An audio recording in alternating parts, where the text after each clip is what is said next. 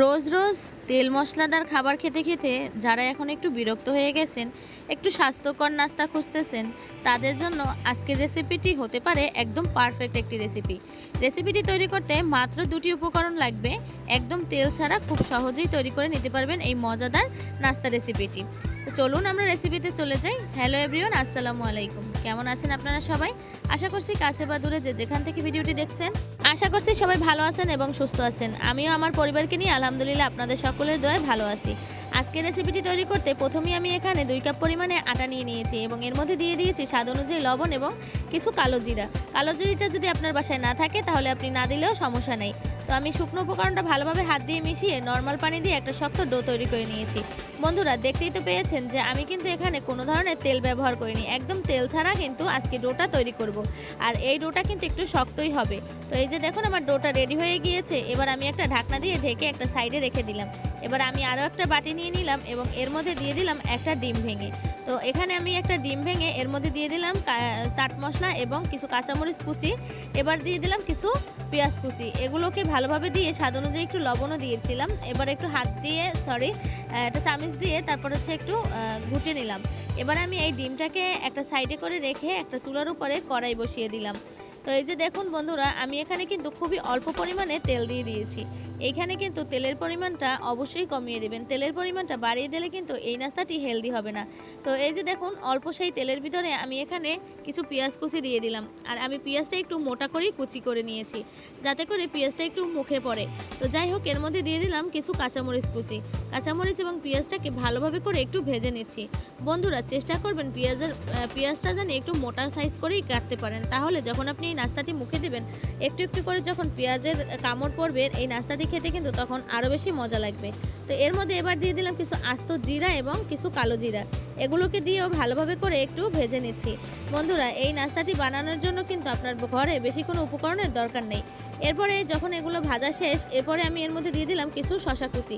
আমার বাসায় আজকে শুধু শসা ছিল, তাই আমি শসা দিয়েছি। আপনারা এখানে চাইলে আরও কিছু সবজি অ্যাড করতে পারেন, যেমন শসা, তারপরে গাজর, তারপরে বাঁধাকপি। এগুলো কিন্তু আপনি ব্যবহার করতে পারেন, অসুবিধা নেই। তারপরে আমি এখানে কিছু ধনিয়া পাতা দিয়ে এবার শসাটাকে ভালোভাবে করে একটু ভেজে নিচ্ছি। বন্ধুরা, এখানে কিন্তু আমি এবার দিয়ে দেব একটা ম্যাজিক মশলা, আর দিয়ে দেব স্বাদ অনুযায়ী লবণ এবং একটু লাল মরিচের গুঁড়ো। লাল মরিচের গুঁড়োটাকে আপনারা স্কিপ করলেও পারেন, আমি একটু ঝালের জন্যই বাড়িয়ে দিয়েছি। তো যাই হোক, এগুলোকে আমি সব দিয়ে তারপরে আবারও একটু ভালোভাবে করে ভেজে নিচ্ছি। বন্ধুরা, যখন আপনারা এই পুরটা রেডি করবেন তখন দেখবেন যে এই মুহূর্তে কতটা সুন্দর একটা ঘ্রাণ আসে। আমার বাসায় তো যখন আমি এই নাস্তাটি রেডি করছিলাম, আমার বাসায় একদম ঘ্রাণে মোমো করছিল, এত সুন্দর একটাই ঘ্রাণ আসছিল। তো এই যে আমার শসাটাও এখন ভাজা শেষ। এবার আমি ওটাকে একটা কড়াইয়ের একটা সাইডে রেখে তারপরে একটু তেল দিয়ে তারপরে ওই যে ডিমটা রেডি করে রাখছিলাম ওই ডিমটা দিয়ে দিলাম।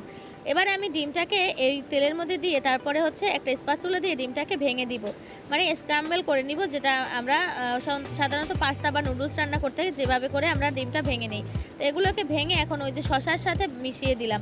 এরকম করে আমরা একটা সুন্দর মজাদার একটি পুর তৈরি করব, যাতে করে আমরা যে নাস্তাটি রেডি করব এই নাস্তাটির ভিতরে দিতে পারি। বন্ধুরা, যারা এই পর্যন্ত আমার ভিডিওটি দেখতেছেন, একটি লাইক দিতে ভুলে গিয়ে থাকলে অবশ্যই একটি লাইক দিয়ে ভিডিওটা কন্টিনিউ করার অনুরোধ রইল। আর আজকে যারা আমার চ্যানেলে নতুন আছেন, আপনাদের সকলের কাছে একটাই অনুরোধ, যদি আমার ভিডিওটি ভালো লেগে থাকে তাহলে অবশ্যই আমার চ্যানেলটিকে সাবস্ক্রাইব করে দিয়ে আমার পাশে থাকা বেল আইকনটি অন করে রাখবেন। এতে করে আমি নতুন নতুন ভিডিও আপলোড করার সাথে সাথেই আপনাদের কাছে চলে যাবে। তো আমার এই পুরটা তো দেখতেই পেলেন। এবারে আমি চলে আসলাম ওই যে ডোটার কাছে। ডোটা যে আমি ঢেকে রাখছিলাম, এবারে দেখুন ডোটা কিন্তু অনেকটাই নরম হয়ে গিয়েছে। এবার হাত দিয়ে একটু ভালোভাবে করে মুথে তারপরে কতগুলো ছোট ছোট করে লেচি কেটে নিব। বন্ধুরা, এখানে কিন্তু অবশ্যই ছোট করে লেচি কেটে নেওয়ার চেষ্টা করবেন। তো এই যে দেখুন আমি এবার একটা রুটি বানানোর যে পিড়া থাকে ওখানে একটু হালকা পরিমাণে আটা দিয়ে তারপরে একটা রুটি তৈরি করে নিব। এই যে দেখুন আমি কিন্তু রুটিটা আসলে সত্যি কথা বলতে আমি কখনোই রুটিটা পারফেক্টভাবে তৈরি করতে পারি না। আপনারা অনেকেই অনেক ধরনের কমেন্ট করেন। আসলে আমি এটা সবসময় বলি যে ভিডিওর মাঝখানে যদি কোনো ধরনের কোনো ভুল ত্রুটি হয়ে থাকে বা আমার কাজে যদি কোনো ধরনের ভুল ত্রুটি হয়ে থাকে, তাহলে অবশ্যই আমাকে ক্ষমা সুন্দর দৃষ্টিতে দেখার অনুরোধ রইল। তো যাই হোক, এই যে দেখুন বন্ধুরা, আমি কিন্তু একটা পাতলা রুটি তৈরি করে নিয়েছি এবং এই রুটিটা এতটাই পাতলা হবে যাতে আপনি হাতের তালুতে নিলে তালুটা দেখা যায়, মানে এতটাই পাতলা হবে। তো আমি এবারে ওই রুটির উপরে ওই যে পুরটা রেডি করে রাখছিলাম ওগুলোকে লম্বালম্বি করে একটু দিয়ে দিলাম। তো এবারে ওই রুটিটার দুই সাইড থেকে একটু পানি দিয়ে তারপরে হচ্ছে হাত হাত দিয়ে লাগিয়ে তারপর এরকমভাবে একটু মুড়িয়ে দিব।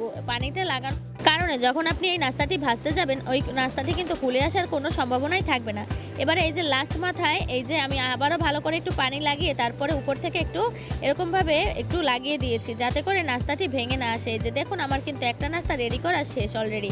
এরকমভাবে করে আমি বাকি সবগুলো নাস্তা বানিয়ে নিচ্ছি। বন্ধুরা, এটা তো আর বলে বোঝানোর কিছু নেই, আপনারা তো দেখেই বুঝতে পারতেছেন।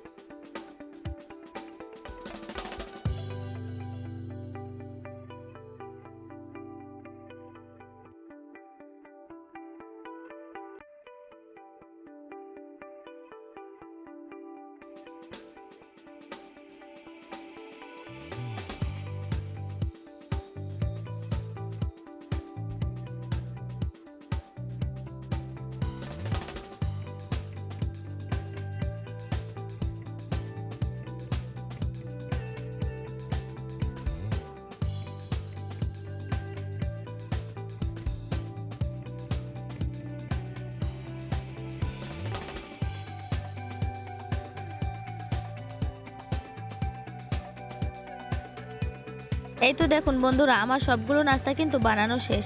এই যে দেখুন দেখতে কতটা সুন্দর লাগতেছে নাস্তাগুলো, মাশাআল্লাহ। এই নাস্তাটি কিন্তু একদম খুবই হেলদি একটি নাস্তা হবে। তো এবারে আমি একটি রাইস কুকারের ওই যে একটা ঢাকনার মতো থাকে, ওই যে জালির মতো থাকে, ওটাতে হচ্ছে একটু তেল লাগিয়ে তারপরে হচ্ছে উপর থেকে ওই রোলগুলো সব দিয়ে দিব। আমি এটা কিন্তু চাইলে চুলায়ও করতে পারতাম। রাইস কুকারে দেওয়ার কারণ একটাই, এই জালিতে দিলে তাহলে তাড়াতাড়ি করে এই নাস্তাটি একটু সিদ্ধ হয়ে যাবে। এজন্য আমি রাইস কুকারের এই জালিটাই দিয়েছি। আপনারা চাইলে চুলায়ও এটা এরকমভাবেই দিতে পারবেন।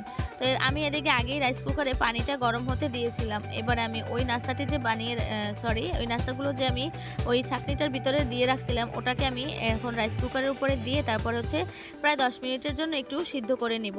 এই যে দেখতেই পাচ্ছেন যে আমি নাস্তাটি কিন্তু সিদ্ধ করে 10 মিনিট পরে নিয়েছি। আমি কিন্তু অফ ক্যামেরায় দেখে নিয়েছিলাম যে সিদ্ধ হয়েছে কিনা। এই যে দেখুন আমার নাস্তাগুলো কিন্তু একদম পারফেক্টভাবে সিদ্ধ হয়ে গিয়েছে। এবারে আমি রাইস কুকার থেকে যখন এই নাস্তাগুলো তুলছিলাম একদম অনায়াসেই কিন্তু নাস্তাগুলো উঠে আসছিল, কারণ ওই যে আমি একটু তেল লাগিয়ে নিয়েছিলাম, এই জন্য নাস্তাগুলো খুব সহজেই উঠে এসেছে। এই যে দেখুন আমি কিন্তু আপনাদেরকে দেখিয়ে দিয়েছি কিভাবে করে নাস্তাগুলো উঠে এসেছে। আপনারা চাইলে এভাবে করেও নাস্তাগুলো কিন্তু খেতে পারবেন। আমি একটু ক্রিস্পি করতে চাইছিলাম, সেজন্য আমি হালকা একটু তেল দিয়ে দিলাম কড়াইয়ের মধ্যে। এবারে তেলটা হালকা গরম হয়ে গেলে এক এক করে সবগুলো নাস্তা আমি ভেজে নিব। এরকমভাবে করে যদি আপনি নাস্তাটা একটু ভেজে খান তাহলে দেখবেন নাস্তাটি খেতে আরও অনেক মজা লাগে। আপনারা কিন্তু চাইলে ওরকম সিদ্ধ করেও খেতে পারবেন। যারা একদম তেলটা অ্যাভয়েড করতে চান তারা পারবেন। তো আমি একটু যাতে একটু ক্রিস্পি হয় এজন্য আমি একটু হালকা করে ভেজে নিচ্ছিলাম। আর এই যে দেখুন ভাজার সময় কিন্তু নাস্তাটা অনেকটাই ফুলে আসছিল, কিন্তু নাস্তা কিন্তু ফুলে যায়নি, একদম ফুলে টয়টম্বুর হয়ে গিয়েছিল। এই যে দেখুন আমি কিন্তু এরকমভাবে করে সবগুলো নাস্তাই ভেজে নিচ্ছি।